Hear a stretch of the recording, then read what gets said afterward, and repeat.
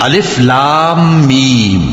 کیا لوگ یہ خیال کیے ہوئے ہیں کہ صرف یہ کہنے سے کہ ہم ایمان لے آئے چھوڑ دیے جائیں گے اور ان کی آزمائش نہیں کی جائے گی؟ اور جو لوگ ان سے پہلے ہو چکے ہیں ہم نے ان کو بھی آزمایا تھا اور ان کو بھی آزمائیں گے، سو اللہ ان کو ضرور معلوم کرے گا جو اپنے ایمان میں سچے ہیں اور ان کو بھی جو جھوٹے ہیں۔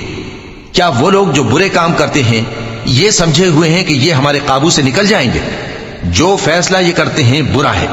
جو شخص اللہ کی ملاقات کی امید رکھتا ہو تو اللہ کا مقرر کیا ہوا وقت ضرور آنے والا ہے، اور وہ سننے والا ہے، جاننے والا ہے۔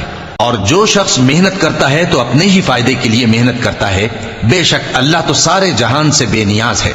اور جو لوگ ایمان لائے اور نیک عمل کرتے رہے ہم ان کے گناہوں کو ان سے دور کر دیں گے اور ان کو ان کے اعمال کا بہت اچھا بدلہ دیں گے۔ اور ہم نے انسان کو اس کے ماں باپ کے ساتھ نیک سلوک کرنے کا حکم دیا ہے۔